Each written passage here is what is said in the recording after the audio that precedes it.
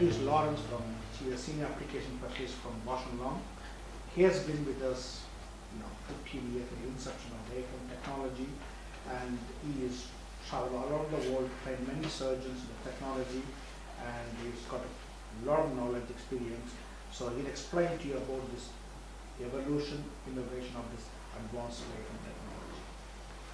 Thank you, Mr. Pillai. Okay, so what I'm here to talk to you about today, which I've been kindly asked to talk to you about, is specifically about the personalised advanced wavefront guided technology, which is in use here at Advanced Vision Care. Mr. Pillai's already spoken very eloquently about excimer laser, but just to show you where we are. An excimer laser on the spectrum is 193 nanometers approximately. The laser which Steve just spoke to you about, the intralaser, operates further down here in the infrared spectrum. So it's a cold ablation as opposed to the thermal ablation which femtosecond laser creates.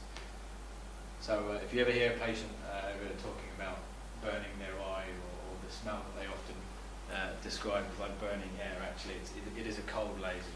We're not using heat to ablate the corneal tissue, but we'll come on to that. So the ablation process itself, the photon energy of an excimer laser beam, which is generated from an argon fluoride laser head, is approximately 6.42 eV, and that's just enough to break the bonding, the bonds between the corneal tissue and the stromal bed. So what does that look like? So we fire photon energy from our laser head through a series of optics onto the eye. Binding energy is here, and we fire just enough in order to remove this tissue here. So any smell that any laser patients ever describe is actually these bits of removed tissue hitting each other very, very hard in midair. That's called a plume, and that's the smell that the patients will describe. We do that using different shaped laser beams. It depends on which laser is in use at the clinic. We've got a Gaussian beam profile, a flat top beam profile, which are the slightly more old-fashioned ones, and a so-called truncated Gaussian beam profile, which really combines the two properties of this. The Gaussian beam gives you a nice smooth profile and is traditionally used for more customized treatments, more modern treatments. Flat top beam profile gives a nice homogeneous equal amount of energy across the beam, which is great, provides much more consistent outcomes, and a truncated Gaussian beam combines the benefits of the two.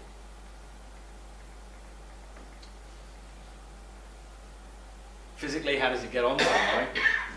As I've said before, the laser head will generate the laser beam itself and fire it through a series of optics which attenuate, shape, and change the size of the beam. And finally, they hit normally two scanning mirrors, X and Y scanning mirrors, which are controlled by very fast moving motors which reflect the beam onto the exposed stromal bed, which is either being prepared by removing the epithelium or by creating a LASIK flap, which Steve described to you earlier. One of the biggest concerns that patients often raise, in addition to the safety aspects which Steve described earlier, is what happens if my eye moves? If my eye moves, if I blink, etc. Well, you know the answer that what do I do if I blink? Of course, they can't blink because they speculum inside the eye. But what do they do if their eye moves? Which can be a problem for some patients. They find it very difficult to fixate on the flashing red beam which the surgeon asks them to look at.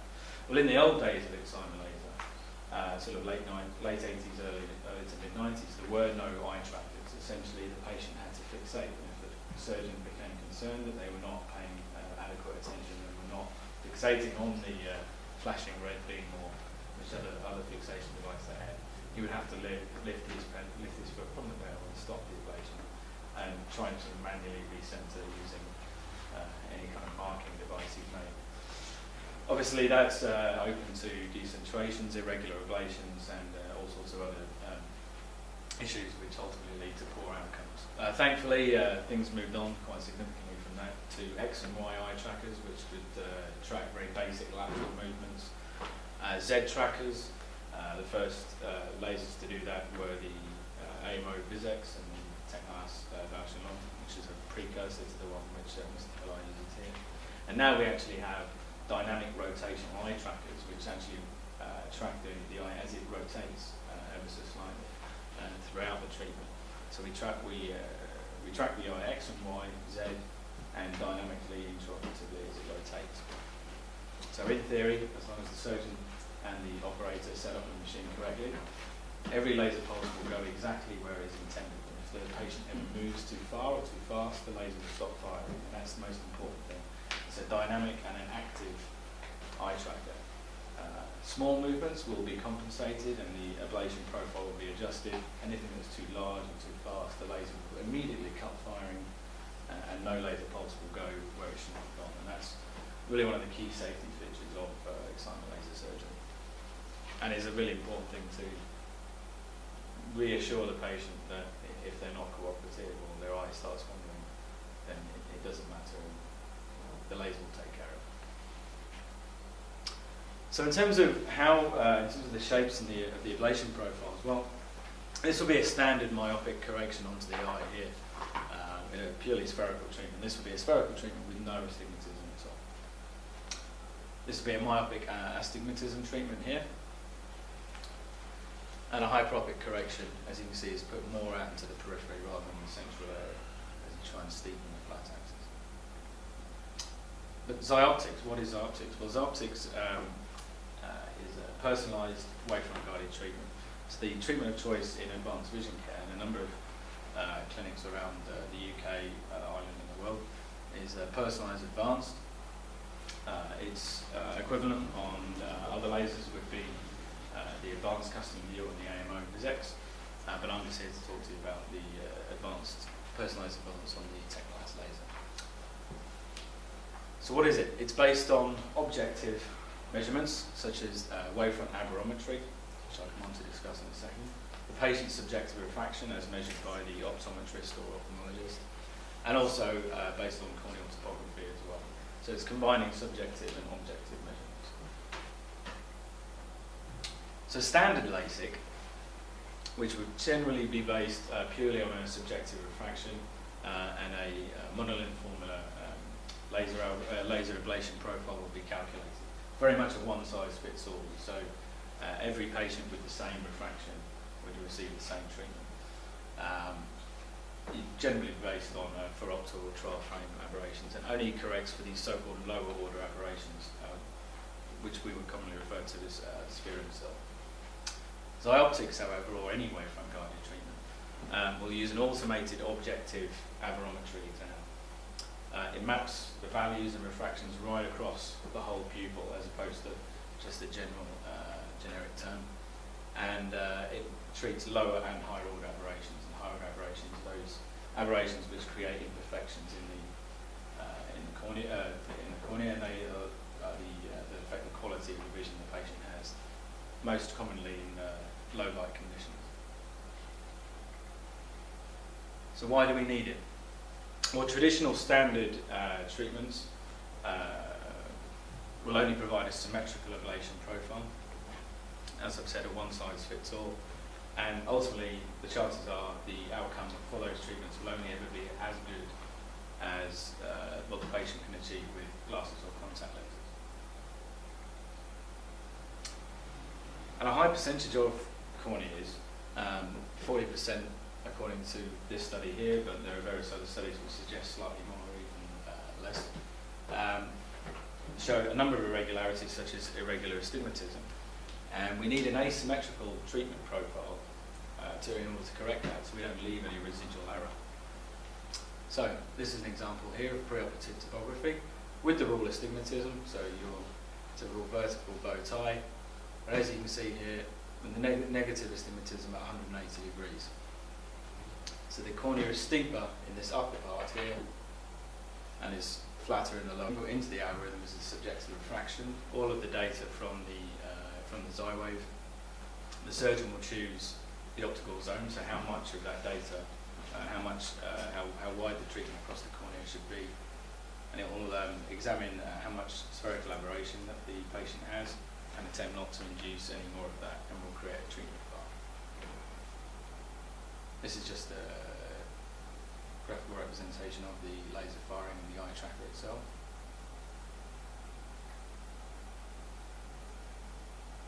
And this is actually a pretty handy tool when trying to reassure patients as to how an eye tracker works. It's one of the most commonly asked questions. What is your point of centre?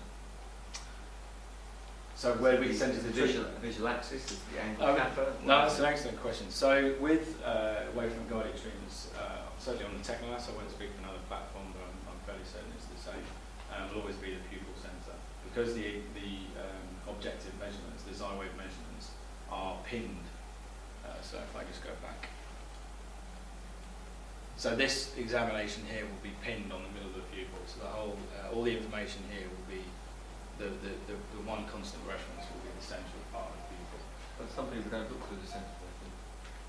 So you look off slightly off the centre. No, so where you centre the treatment will be, but because this is a fully customised treatment, where the patient's looking doesn't matter. So it's an objective measurement. So you're not centering a standard symmetrical ablation, where you may, so for a non-wavefront treatment, you may decide to offset slightly towards angle kappa. Personally, that discussion has been going on for years, and some surgeons will decenter a standard treatment off towards the corneal apex or towards the angle kappa. I'm not convinced that it makes a huge difference, with the exception of if you're creating multi-optical zone treatments when treating presbyopia. Then in that case you may need to have your central area over the visual apex. But for a wavefront treatment, you would never do it. For a standard treatment, you possibly might do. But most people I know don't do it anymore because they don't see any measured difference. I don't know if Steve would have a different view on that. But no, absolutely agree. And I think the whole discussion has gone away because essentially what you do with the pre-op exam is you fix a point, which can be the pupil centre, and then spherical aberration or whatever else, it can be related to that. So then you just find that point again when you apply the treatment. So your point is a good one. If the patient, if their line of sight doesn't coincide with the pupil centre, it doesn't really matter because you've identified the same geographical landmark on the eye for both pre-op and for the treatment. it used to be a very heated debate, but it's one that's probably gone away now. Except for in the case of when delivering presbyopic correction to the stroma, which is much more complicated. So in terms of, to follow up on your question, the laser will automatically detect the centre of the pupil in order to make sure that the treatment centre is also the same as marries up to the treatment file. What we also do as well here, which I haven't really discussed here, is any rotation from the upright position to the supine position will be compensated for. So both the Technolas laser, which Mr. Pillai uses here, and also the AMO Visix laser, will capture a picture of the iris at the same time as capturing the aberrometry data. That's fed into the laser, and when the laser will take a quick snapshot of the patient as they're lying down underneath the laser. If there has been any rotation from the upright to the supine position, it will recognise that by comparing the different iris structures and rotate the treatment before the first shot is fired onto the laser. That's actually really important. It's technology that's been around, I think, probably since about 1999, 2000. But so it doesn't often get talked about anymore. But actually, it's incredibly important when delivering asymmetrical ablations. If you think of all of the wavefront data that you capture from an aberrometer, and you've got that fixed point on the pupil, and that's where you're going to fix it, and you look at it on the laser, and you're looking at just at the middle of the pupil. If the eye is rotated, then all of the extra parts of the laser profile which are trying to correct these imperfections in the eye, and again, it's not a symmetrical ablation, it's an asymmetrical ablation, even excluding if there's any astigmatism in there, which needs to, of course, be on the correct axis. If the eye's rotated but you don't rotate the treatment profile, all of those extra parts of the laser will be going in the wrong place. And indeed, when Wavefront first came out on the Personalised laser system in the late 90s, we didn't have iris recognition at the very beginning, and the reliability and the predictability of the outcomes was not where it needed to be in patients with induced astigmatism, undercorrected astigmatism, or these asymmetrical personalised profiles ultimately not being put in the right place. So iris recognition followed shortly afterwards, and that was a really important development in the delivery of asymmetrical customised ablation. And just a graphic here showing the consequences of not compensating for preoperative or interoperative rotation. Just a very basic graphic there showing as the treatment rotates, you end up leaving residual wavefront and affecting visual acuity. Whilst this is just a graphical representation, it is very much an issue. And around most papers I've seen will show around about 30% of patients will rotate 5 degrees or more between the upright and the supine position, according to Neumann and various other people who studied that. Had somebody who had that less than perfect treatment a few years ago, Yeah. could you then retreat them now to give them perfect correction, or is it more difficult? No, I mean, retreatments using wavefront guided are always slightly trickier than, of course, the virgin eye treatment using wavefront guided. But no, absolutely you could, yeah. You need to get reliable measurements, and hopefully the patient's best corrected visual acuity is still good. That will give you confidence to do that, but yeah, you could absolutely do that. Yeah. I think that's possible now. Even now, when you do the primary treatment now, some patients you see they have 6/6 vision, okay? Probably 0.5 astigmatism. And still they're not happy. 6 is not happy, something's not bothering you. Then we do the wavefront measurement, we look at the operation, higher order operations. So if there are a lot of higher order operations, we will go back and fine tune for even 0.5 astigmatism, okay, with the wavefront, okay? We always want them. See again, every time you do, it's a healing process. Okay?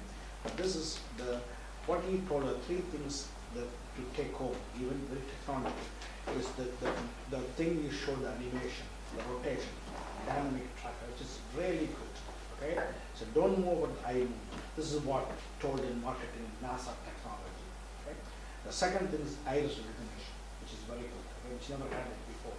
So people will ask me, how do you know it is me you are putting there, the computer? Okay? We tell them, listen, we check your everything, but when you lie down, your right eye iris. If it's somebody else, the laser won't lock. Okay? So that iris recognition is extremely good, like a thumbprint. Okay? The third is the higher order operations. The 3 things that make the technology far better superior. As I'm telling you now, with the combination of infrared laser and the wavefront, advanced wavefront technology laser, we are getting patients 20/20 day 1, which I never used to have 6-7 years ago, which is possible now. But again.